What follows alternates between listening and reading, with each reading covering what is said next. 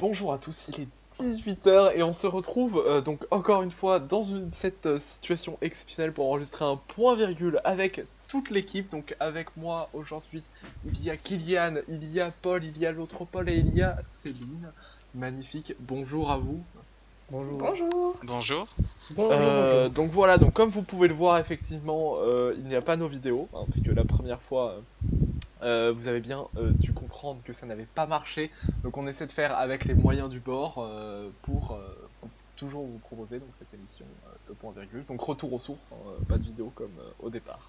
Au sommaire aujourd'hui de ce point virgule, dans une première partie je vais tout d'abord vous parler de la pièce de théâtre Fleabag et de la série qui va avec. Ensuite Céline va nous parler de littérature, c'est ça? Oui, je vais vous parler littérature et féminisme, quelques classiques à lire et relire. Eh bien on a hâte, parce qu'effectivement en ce moment on a besoin de lecture. Et ensuite on va arriver donc à notre moment cinéma avec Paul qui va l'ouvrir et qui va nous parler de Knives Out, c'est ça? Exactement, donc un film à énigme en genre Cluedo de Ryan Johnson. Voilà. Ok, et après ensuite on aura donc un deuxième film par notre deuxième Paul. Tout à fait, le film 1917 de Sam Mendes. Et enfin, pour finir ce point virgule, nous aurons la chronique que nous attendons tous à chaque fois, celle de Kylian avec notre moment classique. Et qu'est-ce qu'il y a au programme aujourd'hui? Oui, au programme, on va parler d'un roman policier ou plutôt d'espionnage. Voilà, j'en dis pas plus. Et bien toujours le sens du teaser pour Kylian. Et bien nous allons donc pouvoir commencer tout de suite après une petite virgule.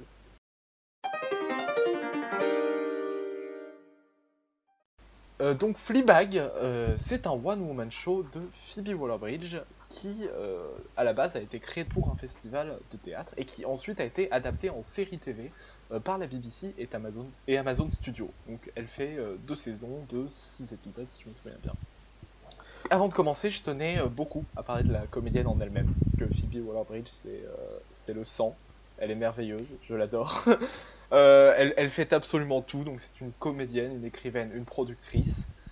Et en plus donc, de Fleabag dont je vais vous parler, elle a également adapté à l'écran la série Killing Eve, donc basée sur le livre Codename Villanelle de Luke Jennings. On en parlera peut-être dans un prochain point en virgule, car la saison 3 est en cours et j'en ai gros sur la patate. J'ai des choses à dire dessus. Donc on en parlera. Et donc sa nouvelle série également Run, qui est coproduite avec son ami Vicky Jones, avec qui elle a aussi travaillé sur Fleabag. Et elle est donc en ce moment en cours sur OCS. Pareil, on pourra en parler, j'ai commencé à regarder quelques épisodes. On verra. Et également, elle est présente en tant que co-scénariste sur le prochain James Bond. Merci Paul. Donc pour rôle de donner plus de profondeur au personnage féminin. Car donc le réalisateur ne jugeait qu'il y avait besoin de rajouter du contenu. Pour retourner sur la pièce, on voit en fait dans cette pièce de théâtre Phoebe Waller-Bridge seule sur scène, car c'est le concept du One Woman Show, et elle va jouer le rôle de Fleabag. Donc c'est une jeune londonienne paumée qui va gérer seule un café avec pour thème les cochons d'Inde depuis le décès tragique de sa meilleure amie Boo. On va donc suivre l'histoire de cette femme moderne qui va surmonter sa dépression par le sexe et son humour décapant.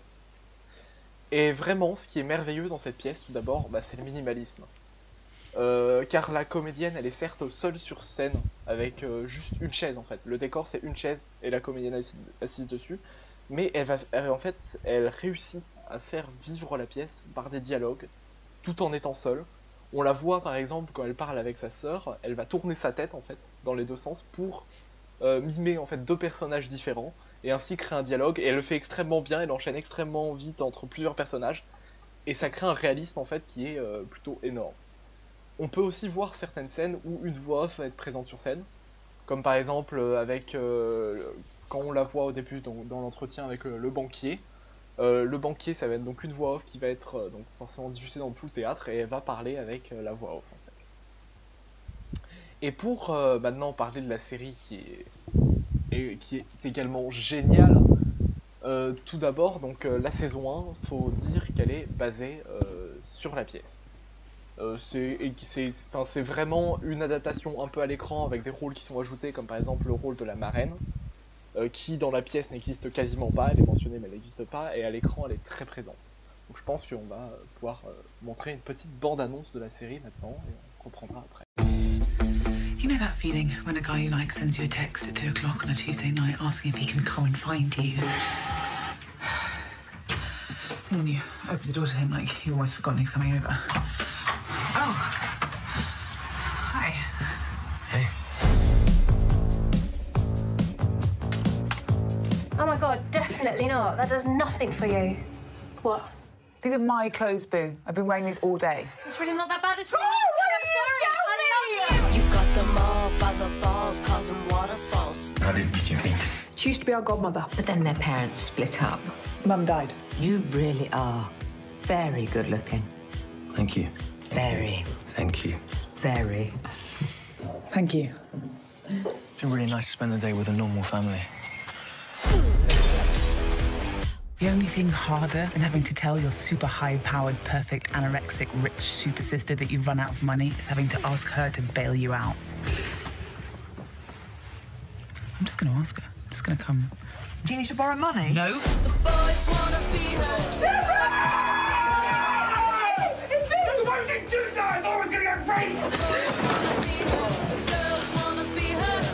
You're not like other girls. You can keep up. Voilà, donc j'espère que cette bande-annonce vous a plu. Donc pour continuer un peu à parler de cette série, vraiment, je la trouve géniale, parce que comme la pièce de théâtre, en fait, c'est écrit par Phoebe Waller-Bridge pour elle, et donc par elle, et c'est vraiment très personnel, en fait. Donc comme elle le dit souvent, forcément, le personnage n'est pas basé à 100% sur sa vie, encore heureux pour elle. Mais vraiment, on sent que c'est une histoire qui lui tient à cœur, et cette proximité, en fait, on la ressent dans la série, comme lors de la pièce de théâtre.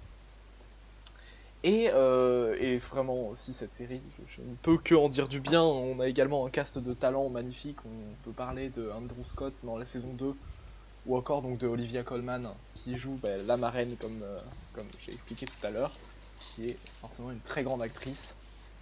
Et voilà, donc pour résumer à la fin la série, c'est une série moderne avec un humour magnifique, un personnage de Fleabag profond, Je recommande pour regarder, c'est un grand classique, elle a gagné de nombreuses récompenses et voilà, c'est une valeur sûre à regarder. Pour finir cette chronique, la chose que j'avais envie de dire, c'est que la pièce de théâtre est pour la première fois disponible en streaming. Vous pouvez la retrouver sur le site du Soho Theatre pour 5 € et l'argent donc sera divisé pour être versé à des associations de lutte contre le coronavirus et au Fleabag Support Fund qui apporte un soutien financier aux troupes de théâtre qui forcément, avec le contexte actuel, sont dans une situation compliquée.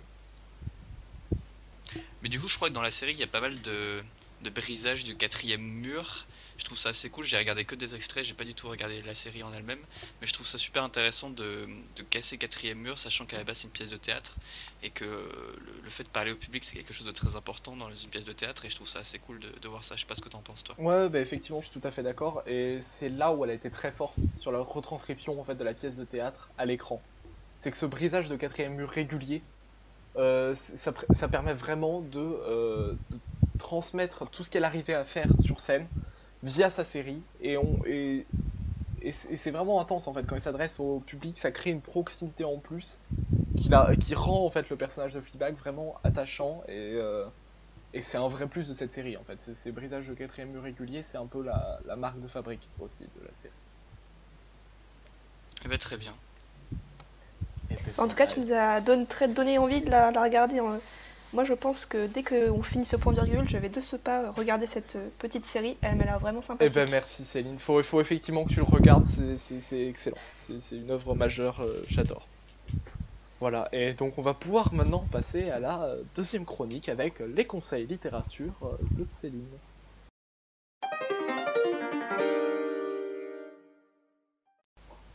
Alors merci Corentin parce que tu m'as fait une belle entrée en matière en parlant d'une femme qui a fait une pièce de théâtre et d'un one woman show. Et je vais continuer avec les femmes en parlant un peu littérature et féminisme.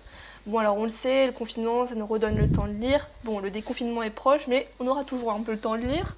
Et j'espère que vous vous accordez des moments de lecture un peu dans votre vie quotidienne. Et bah, pourquoi pas relire un peu les ouvrages qui ont les ouvrages qui ont cloisonné et impulsé le féminisme.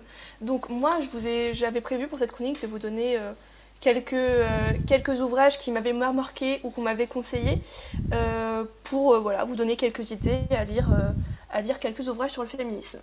Alors d'abord je voulais vous parler de King Kong Theory de Virginie Despentes, avec cette phrase qui moi m'a scotché et où j'ai compris finalement la plume de Virginie Despentes, c'était j'écris de chez les moches, pour les moches, les frigides, les mal baisés, les imbaisables, toutes les exclus du grand marché à la bonne meuf, aussi bien que pour les hommes qui n'ont pas envie d'être protecteurs, ceux qui voudraient l'être mais ne savent pas s'y prendre, ceux qui ne sont pas ambitieux, ni compétitifs, ni bien mandrés, parce que l'idéal de la femme blanche séduisante qu'on nous brandit tout le temps sous le nez, je crois bien qu'il n'existe pas. Et en fait cette phrase elle résume bien la plume super puissante et progressiste de Virginie Despentes. Elle réfléchit sur le statut de la femme dans la société occidentale et elle évoque les violences à l'encontre des femmes et le viol dont elle a été elle-même victime. Donc c'est vraiment une plume en même temps très dénonciatrice et en même temps très personnelle. Et ce livre m'a profondément marqué moi dans mon cheminement, dans ma pensée féministe. Donc je tenais à vous le partager. Il est vraiment à lire et à relire sans modération. C'est super intéressant et je ne vais pas vous en dire plus parce que c'est à découvrir et à faire son cheminement personnel. Ensuite, je voulais parler du deuxième... Excuse-moi, c'est un livre ou c'est un essai? C'est un livre, enfin, c'est un peu compliqué de le... Enfin, pour moi, c'est un peu compliqué de le définir. C'est un livre, c'est un essai, c'est en fait, c'est en même temps un briquet comment dire, de points de vue sur la société et de ressentis personnels sur celle-ci. Je sais pas comment elle... Je t'avouerai, là, il faudrait que je me renseigne, je sais pas comment elle-même le définit. Mais je trouve que c'est un peu entre les deux, c'est entre le récit personnel et le point de vue sur la société en général. C'est un peu la patte d'écriture de Virginie Despentes, même dans sa trilogie Vernon Subutex. Oui. Fiction, mais d'un autre côté, c'est un peu un essai sur la société aussi, donc on est perdu un peu là-dedans et c'est ça qui fait sa patte quoi, et qui est intéressant à lire justement. Oui, je suis tout à fait d'accord. J'ai lu le premier tome pour l'instant de Vernon Subutex et c'est vrai que c'est la marque de fabrique de Virginie Despentes et c'est ce qui fait que c'est intéressant de la lire vraiment. Ensuite, c'est très long, il me semble. Non, King Kong Theory c'est tout petit, c'est un petit livre vraiment, vous pouvez le trouver en format poche, c'est tout petit. mais c'est tellement puissant que Ouais. on en revient. C'est un petit livre très puissant. J'ai lu un extrait et une fois, ouais, c'est vraiment pas mal. Faut vraiment le lire. Et à l'opposé de ça, je vais vous parler du deuxième livre, qui est le deuxième texte de Simone de Beauvoir, qui lui est loin d'être petit. C'est sorti en 2 tomes en 1949 et c'est assez ardu. Mais c'est Simone de Beauvoir et avec la phrase « On ne naît pas femme, on le devient », de Beauvoir cherche à détruire l'essentialisme qui prétend que les femmes sont nées femmes, mais au contraire sont construites telles par l'endoctrinement social. De l'accord des philosophes contemporains, le deuxième siècle de Simone de Beauvoir est une œuvre révolutionnaire, car elle est la première féministe qui parvient à justifier ses positions par des thèses philosophiques et historiques. Le deuxième siècle, il a une influence considérable sur les générations des femmes qui ont succédé. Simone de Beauvoir, elle défend la thèse suivante, c'est que l'inégalité homme-femme est historique et idéologiquement construite. Les femmes doivent reprendre possession de leur destin, non en tant que femmes, mais en tant qu'hommes comme les autres. Ainsi, la femme ne doit plus être femme, mais autrement dit, le sexe inférieur, l'autre, mais un homme. Donc voilà, c'est assez charnu, c'est gros le deuxième sexe, c'est pas facile à lire, mais moi je vous conseille vraiment de persister, c'est-à-dire le prendre une fois en main, essayer de le lire, peut-être le reposer, le relire. C'est vraiment quelque chose qui se lit, je trouve, au fur et à mesure et qui permet de réfléchir, mais faut pas le voir comme quelque chose de trop magistral et le prendre d'un coup et tout lire parce que c'est compliqué. Même moi j'ai pas réussi, je n'y arrive pas, voilà, je le reprends plusieurs fois, mais c'est vraiment important de le lire parce que c'est vraiment les bases du féminisme et c'est super important pour comprendre le féminisme beauvoirien. Ensuite, le troisième livre, c'est Troubles dans le genre de Judith Butler. Alors Judith Butler, c'est la référence ultime de la théorie queer. Donc je sais pas si vous connaissez un peu la théorie queer, les garçons. Pas du tout. Pas énormément, Pas du tout. effectivement. Je vous conseille de la lire parce que vraiment on le lira. Vous le lirez, c'est un ordre. Parce que la philosophe américaine Judith Butler, elle a développé l'idée que les genres étaient construits socialement et qu'ils n'étaient finalement qu'une performance dès les années 90. Donc c'est quand même assez révolutionnaire. Réputé pour être difficile à lire et assimiler, Troubles dans le genre reste une pierre angulaire du féminisme, un essai essentiel pour comprendre la fluidité des genres et sortir de la binarité homme-femme dont on parle beaucoup de ça en ce moment. C'est vrai que ça arrivait un peu dans la discussion publique il y a 2-3 années, alors que Judith Butler, elle parle de ça depuis les années 90, donc c'est ça que je trouve hyper impressionnant, c'était vraiment une précurseur dans la fluidité du genre et dans la non-binarité.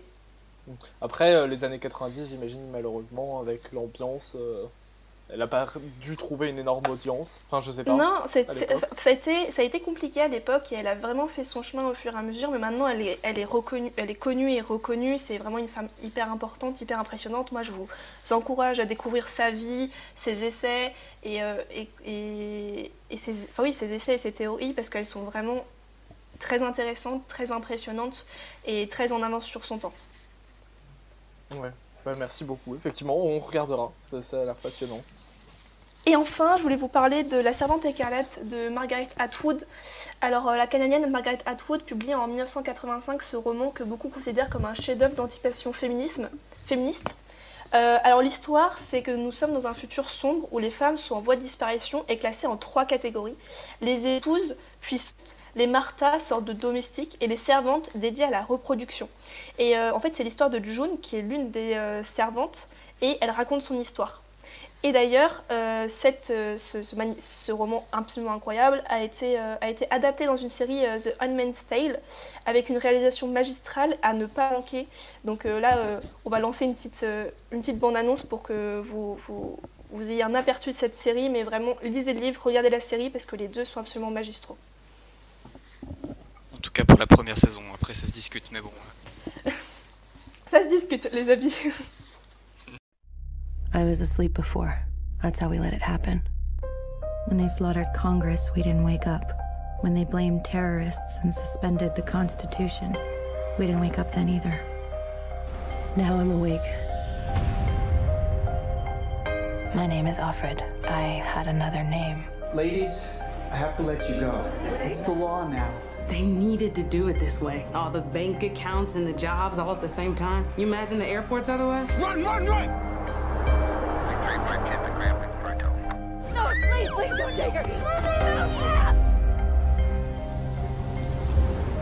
You girls will serve the leaders and their barren wives.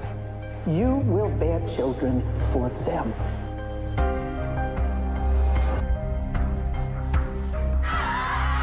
There's an eye in your house. I'll send you to the colonies. You'll be cleaning up toxic waste and then you'll die. Ah oui. Donc voilà, j'ai fini pour ma chronique. Donc j'espère que ça vous a redonné envie de lire ou de découvrir ces romans qui ont vraiment fondé et marqué le féminisme, et que ça vous donnera un autre aperçu de ce que c'est le féminisme aujourd'hui et d'autres idées de lecture. Eh ben merci beaucoup Céline pour cette chronique importante, puis très intéressante, et qui nous permettra aussi de nous donner de la lecture en cette fin de confinement. Et maintenant on va pouvoir, je crois, ouvrir notre chronique cinéma avec Paul. Donc tout de suite un petit générique. Tout à fait.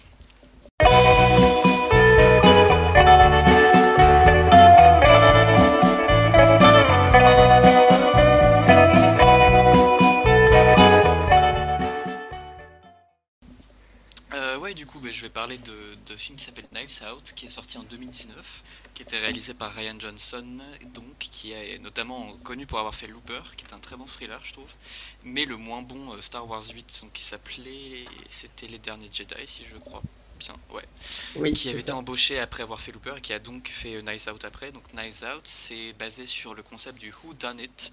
Donc le Who Done It, c'est une expression anglaise qui regroupe plusieurs mots. Donc le Who Done It, qui pourrait se traduire par plus ou moins un film qui a fait le coup.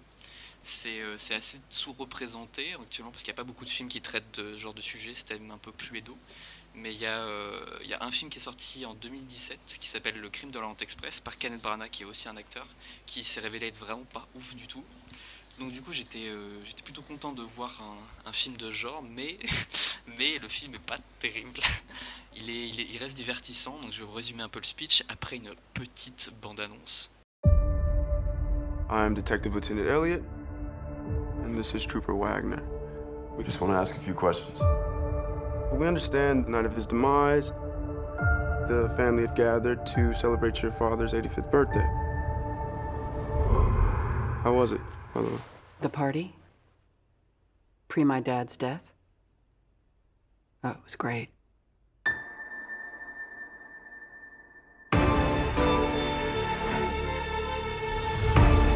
Ladies and gentlemen, I would like to request that you all stay until the investigation is completed. What? Can we ask why? Has something changed? No. No, it hasn't changed, or no, we can't ask. I'm gonna live till I die. You think one of his family Walls. killed? Is that what you're suggesting? Let it cry. I'm gonna take the You all love twisting the knife into one another. Up your ass. Oh, very nice. Matter of fact, eat shit. How's that? Eat shit, eat shit, eat shit. Smug smile. Definitely eat shit. Gonna dance, gonna fly. I'll take a chance. Donc oui, le speech de Knives Out, c'est un écrivain de romans policiers fictifs qui se nomme Harlan Thrombly, et qui a très bien réussi, qui est donc devenu très riche, et le film s'ouvre donc sur la découverte du corps de cet écrivain qui s'appelle Harlan, qui est redécouvert avec la gorge tranchée, qui évidemment il n'y a aucun suspect, il y a absolument rien, il n'y a aucune trace d'intrusion ou quoi que ce soit, et le but ça va être donc de trouver qui a fait le coup. On va suivre l'enquête de Benoît Blanc, qui bizarrement son nom ressemble beaucoup à un nom de personne de Cluedo, genre Colonel Moutarde. C'est le Cluedo jusqu'au bout, effectivement. Ouais, c'est Cluedo. Un live action du Cluedo, ce film. C'est un peu ça, ouais. Il y a même une référence qui est donnée dedans où en gros ils disent oui, le personnage vit dans la maison, ça pourrait être un Cluedo. Bon voilà, je trouvais ça un peu forcé, mais pourquoi pas. Et qui va interroger au fur et à mesure du film les différents proches d'Harlan. Donc il y a son fils, son beau-frère, non il a pas de fils, c'est sa fille, son beau-frère, etc. Et on va suivre également un autre personnage qui se trouve être l'infirmière personnelle de Harlan, qui est donc une immigrée qui s'appelle Martha. Je dis parce que c'est une immigrée parce que c'est très important dans le film à un moment.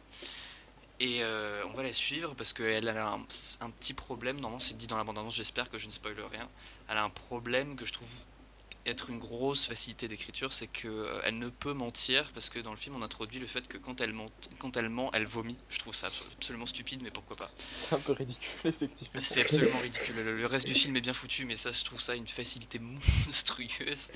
Et donc le film a été écrit par son auteur, donc, réalisé par son auteur, donc Rian Johnson a écrit le film.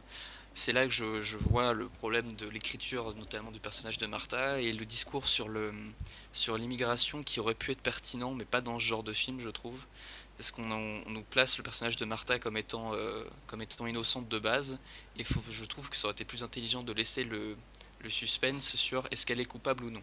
Après, il y a tout un jeu sur le fait que celui qu'on croit être le coupable ne l'est pas, mais je trouve ça encore très facile. Et donc ouais, quand même, en soi, le film est pas si mauvais, il reste très divertissant, la fin est satisfaisante, mais voilà, je pense que ça vaut pas le coup de l'acheter, peut-être de le louer, louez-le sur iTunes, essayez de pas le télécharger illégalement, surtout en ce moment, vu que les salles On sont ne fait fermées, pas de choses mauvaises. Non, je trouve ça surtout rigolo que ce soit Paul qui dise ça. Ouais, c'est ça, ouais, mais bon, surtout en ce moment, en vrai, non, faut faire gaffe, parce qu'il y a plein de gens qui vont... Respecter les auteurs. Voilà, exactement. Bon, après, l'auteur est mauvais en l'occurrence, mais bon. Mais donnez-lui de l'argent quand même. Paul, je te sens quand même très très critique face à ce film, c'est pas très positif. Bah, je trouve ça dommage qu'il y ait un si grand potentiel, parce que j'aime le film autant que je le déteste en fait, parce qu'il y a vraiment cette facilité, je la trouve absolument ridicule, surtout que c'est tout le dénouement qui joue autour de ça, je trouve ça vraiment pas ouf quoi. Mais bon, il reste quand même divertissant, je vais pas bouder mon plaisir, j'ai pas boudé mon plaisir en l'ayant regardé, mais bon, faut le savoir, et puis il faut faire abstraction de ça, donc je vous le recommande. En fait, le scénario peut être amélioré en fait. Ouais, mais le problème c'est que si on enlève ça, le truc qui me dérange, ça fout en l'air tout le reste du film, donc ça tient pas debout, ouais. Déjà que ça tenait pas sur grand chose, donc bon, je vous conseille quand même de le regarder, louez-le, vite fait, vous passerez un bon moment, mais vous attendez pas à voir un grand film. Si vous voulez voir un grand film, regardez Les Fils de l'Homme, c'est merveilleux. Les Fils de l'Homme, c'est absolument merveilleux. T'en as déjà parlé, je crois, Paul. Vous pourrez regarder Regardez Les Fils de l'Homme. Attends, c'est quoi Les Fils de l'Homme? Non, on va pas revenir là-dessus. Nous avons déjà un ancien point virgule qui en parle. Donc voilà, on vous redirige vers l'ancien. Vite fait, c'est une faible anticipation sur notre watch time, Paul, il faut qu'il regarde nos anciens points virgules. Exactement, bon, de toute façon on ne gagne pas d'argent, Corentin, donc bon. Ah mais écoute, road to le partenariat. Hein. Pour conclure, je dirais que regardez Nice Out, si vous aimez Handmaid's Tale, regardez Les Fils de l'Homme, c'est 1000 fois mieux, sans déconner. Bon, ça traite pas du féminisme, c'est 1000 fois mieux. Et voilà, je vous fais des bisous. Ben merci Paul pour cette chronique. Merci Paul. Je sais pas si je dois te remercier en fait, car tu nous donnes quand même un film bien et pas bien à la fois, donc écoute. Mais c'est ça, mais ça permet aussi. On va laisser les auditeurs juger. Hein, c'est ça. Ouais, c'est un peu schizophrène comme chronique. Hein, mais dans le coup, en même temps, je l'aime bien, mais il est pas ouf. Bah c'est ça, il y a pas beaucoup de films qui donnent cette impression-là, je sais pas pour vous, hein, mais qu'on déteste autant qu'on apprécie. Donc bon, il y a un joli cast pourtant, mais c'est dommage. Voilà. J'espère juste que les auditeurs et auditrices auront le courage de le voir, pas ce que tu as dit après, donc un peu critiquer le film, donc bon, j'espère qu'ils iront voir. Ouais, mais c'est justement... Faut du courage dans la vie. Ouais, c'est ça. Parce qu'on a généralement traité de trucs qui étaient bien, donc là on va traiter de trucs un petit peu moins bien. Et puis ça se trouve, les auditeurs auront un tout autre avis que Paul et ils se feront leur propre avis, c'est ça. On donne nos avis, mais faut laisser l'avis critique et on n'est pas toujours d'accord.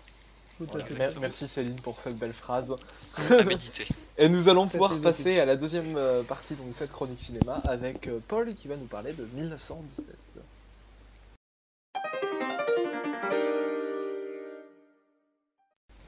Oui, donc 1917 est un film britanno-américain réalisé par Sam Mendes et sorti en 2019. Donc je pense que pas mal d'entre vous ont pu le voir, il est sorti au cinéma juste avant le confinement. Donc voilà. Donc c'est l'histoire de deux soldats, Schofield et Blake, qui se voient assigner une mission à proprement parler impossible. Ils sont porteurs d'un message qui pourrait empêcher une attaque dévastatrice et très mortelle de centaines de soldats de leur nation, dont le frère de Blake qui est présent dans cette unité. Ils se lancent alors dans une véritable course contre la montre, derrière les lignes ennemies. Et on regarde la bande-annonce. Blake, Pick a man. Bring your kit. I hoped today might be a good day. Hope is a dangerous thing.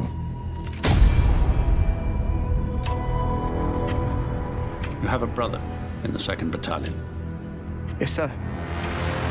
They're walking into a trap. Your orders are to deliver a message, calling off tomorrow morning's attack. If you fail, it will be a massacre. Let's talk about this for a minute. Why? We've got orders to cross here. That is the German front line. If we're not clever about this, no one will get to your brother. I will.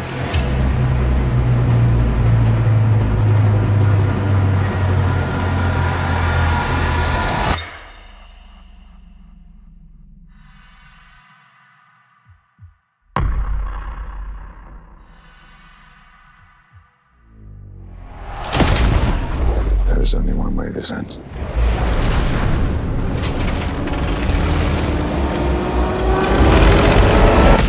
Donc c'est un réel film à suspense qui raconte et décrit la Première Guerre mondiale comme jamais, grâce aux plans séquences qui nous permet justement de suivre le moindre détail et les moindres mouvements, faits et gestes des personnages, notamment de Schofield et de Blake lors de leur aventure. C'est un plan séquence dans le coup qui suit les personnages et ça permet vraiment on est vraiment captivé par le film et on en apprend, on ne s'ennuie pas durant le film parce que c'est comme si on faisait entièrement partie du film avec eux. Je ne sais pas vraiment comment l'exprimer, mais j'espère que vous me comprendrez. Et donc on suit les personnages à travers le No Man's Land, donc l'endroit où justement il n'y a pas de man, d'homme comme souvent on dit. Il y a des scènes magnifiques, il y a tous les paysages de guerre qui sont imités de façon plutôt remarquable, je trouve, à mon goût. Et donc Sam Mendes, le réalisateur, explique le destin des poilus à une génération comme la nôtre, qui peut parfois éprouver des difficultés à s'en rendre compte de la dureté et de l'importance d'un conflit, puisque nous ne l'avons pas vécu. Et le dernier combattant est mort en 2008, donc c'est de plus en plus difficile de comprendre l'ampleur de ce conflit qui a apporté de la souffrance à de nombreux hommes et femmes. Par la mise en scène, le film montre toute la fatigue et la peur ressentie par des hommes, que la guerre pousse à se surpasser sans cesse pour rester en vie. Donc justement, je reviens encore au plan séquence qui permet justement de montrer tout son intérêt dans cette partie dans le film réellement. Et ce film lance un message de paix universelle, puisque c'est une collaboration britannique et américaine, sur un point de vue bien fondé. Et donc Sam Mendes, il est plus inspiré que jamais, parce que pour faire un plan séquence, c'est très très compliqué artistiquement parlant, et il offre, grâce à ce film, une expérience à la fois immersive et intimiste au l'auditeur, pardon. Voilà. C'est pas grave, on a compris. Au spectateur, voilà. Spectateur, tout à fait. Et donc j'espère que vous aurez envie de le regarder, et sachant qu'en plus vous avez un peu de temps, je pense. Il est vraiment très très bien pour comprendre toute l'ampleur de la guerre que celle-ci a pris. Ben, moi, ce que je trouvais super intéressant, c'est surtout les plans séquences. C'est que c'est quelque chose qu'on n'a pas vraiment l'habitude de voir. Et ce genre de réalisation, c'est vraiment... Enfin, je sais pas, c'est vraiment... on est dans le... Enfin, c'est comme ce que tu disais, c'est qu'on a l'impression d'être dans le film. Ouais, et donc, on ressent les émotions des personnages, on ressent tout ce qui se passe autour de nous. Et c'est vrai que c'est quelque chose qu'on n'a pas l'habitude dans des films de guerre, donc je trouve ça très impressionnant. Oui, c'est ça, c'est que dans ce film-là, précisément, on suit en particulier, voilà, on suit littéralement ces deux soldats dans leur parcours, dans leur chemin qui est extrêmement périlleux, et parce que la caméra ne va presque pas les lâcher de vue. C'est pour ça qu'il y a cette impression de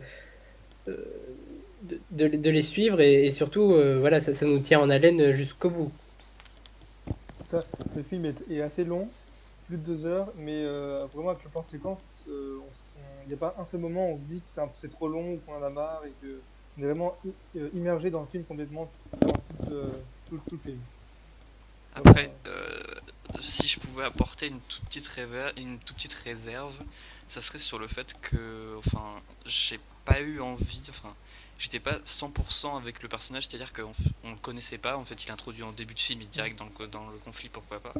Et pendant tout le film, en fait, j'étais pas attaché au fait qu'il réussisse sa mission, contrairement au personnage qu'il suit à côté, qui lui a une véritable raison, en fait, personnelle d'arrêter l'attaque, en fait, et qui a vraiment quelqu'un qui est au fond, et du coup je trouvais ça plus pertinent, j'aurais trouvé ça plus pertinent de laisser l'autre, ou alors d'inverser les rôles, que après je trouve ça effectivement assez beau que ça soit son pote qui finisse la mission de celui qui est parti au début, qui devait sauver son frère, mais voilà, je trouve que le plan séquence c'est quand même un tout petit peu de la poudre aux yeux, c'est pas non plus bon, c'est assez bien géré 3/4 du temps, mais il y a des décors qui étaient pas sur un plan, et de l'autre plan il y a tout de suite une ville ou une ferme notamment, et voilà, bon ça reste bien, mais je trouve que sans le plan séquence, le film aurait eu aucun intérêt, vraiment.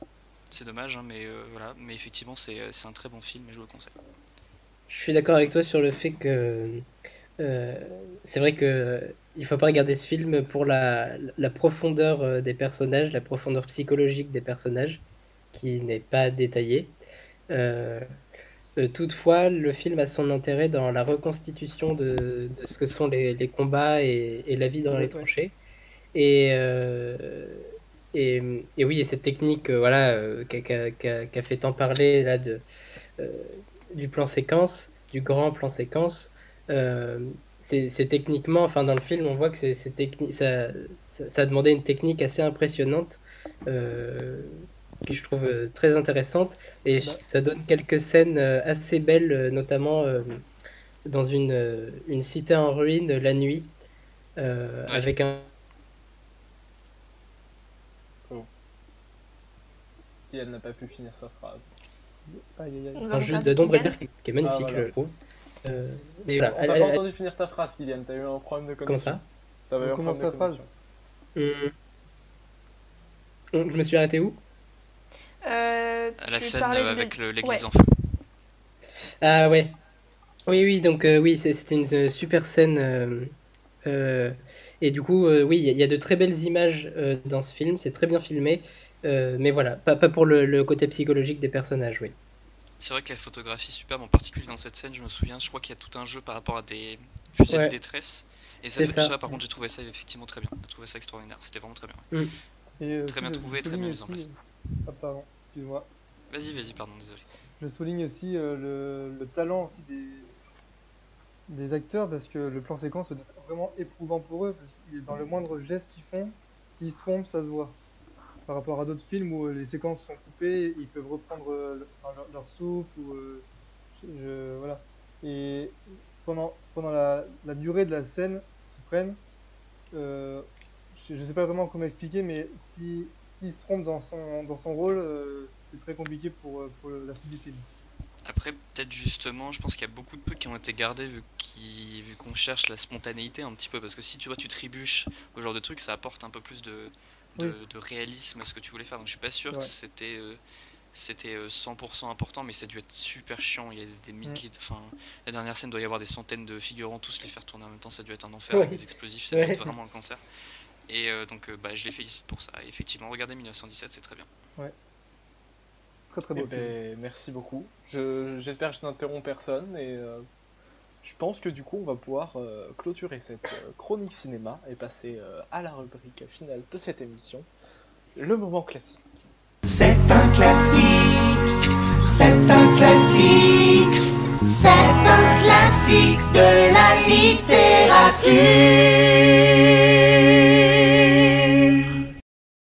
Donc oui, aujourd'hui on va parler d'un livre d'espionnage qui sont peu courants, enfin des livres vraiment bien faits qui parlent vraiment de l'espionnage, du fonctionnement des services secrets français.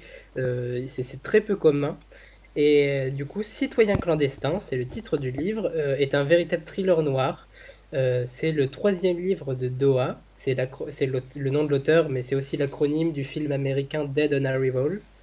On y suit plusieurs personnages, dont Amel Balimer, qui est une apprentie journaliste, Lynx, un agent spécial embauché dans la clandestinité, ou encore Karim, qui est un apprenti terroriste, mais surtout un agent infiltré.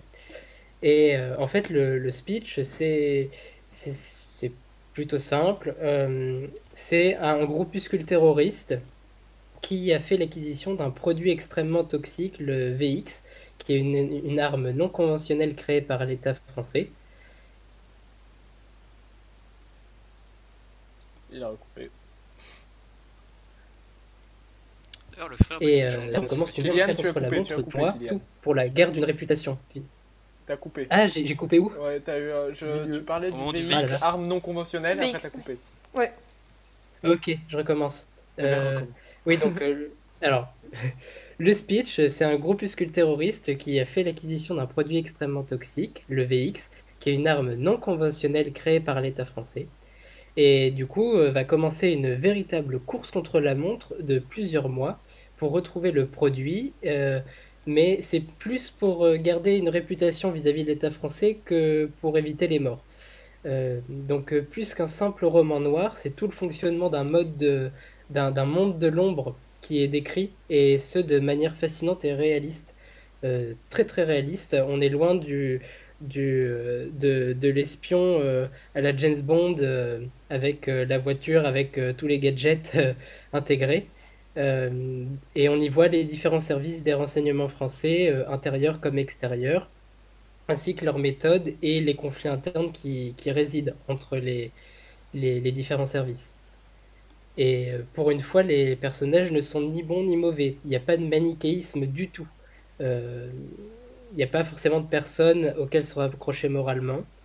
Et ce qui en ajoute au réalisme du scénario et en ajoute au retournement de situation savamment orchestré, justement. Après, j'imagine qu'il y a certains personnages, quand même, en tant que lecteur, on peut beaucoup se questionner sur leur motivation, non?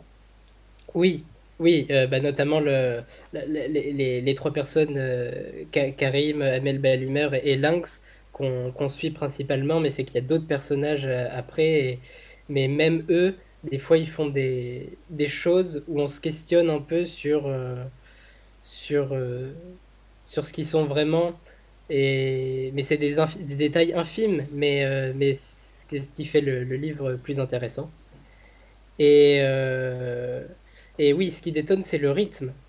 Le rythme, parce que le livre est séparé en 3 parties, et en chapitres qui représentent tous une journée de calendrier. Et l'histoire se déroule dans le contexte tendu de l'année 2001, avec notamment les attentats.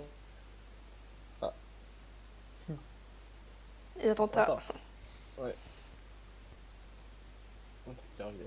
Attentats du 11 septembre. T'as coupé.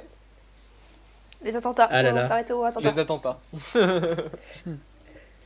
Oui, l'histoire se déroule dans le contexte tendu de l'année 2001, avec notamment les attentats du 11 septembre 2001 aux États-Unis, et toutes les conséquences géopolitiques qui découlent.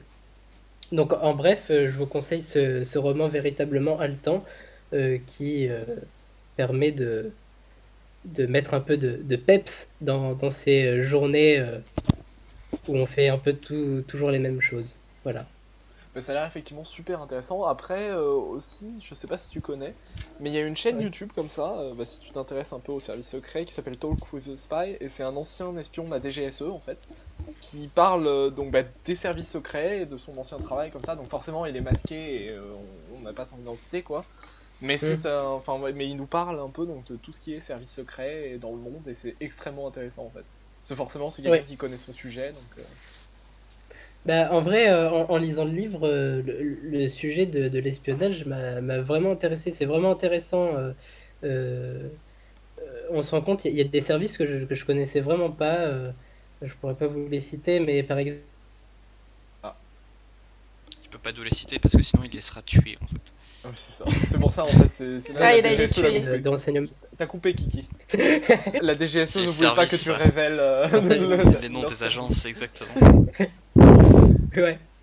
Mais oui, il y a des services qui sont exprès pour les renseignements extérieurs. Il y a les renseignements intérieurs, et tout ça c'est divisé en plusieurs services également. Et en fait, par exemple, les renseignements de l'extérieur, ils peuvent mener aucune intervention sur le sol français à l'intérieur sans en avertir les autres, justement.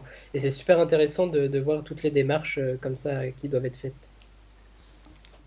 Eh ben merci Kylian pour la présentation de ce livre, ce qui a fait effectivement l'air très intéressant. Donc pourquoi pas le lire pendant ce confinement. On arrive dans cette fin d'émission, je vous remercie donc vous tous d'avoir été là pour la deuxième tentative quand même de cette émission qui a été laborieuse. On a réussi. On a réussi. Ouais, mais elle en valait la peine, Et merci donc à vous, chers auditeurs et auditrices, de continuer à nous écouter, parce que les stats de point virgule augmentent quand même, et ça fait plaisir. Donc je vous dis à une prochaine fois, et au revoir.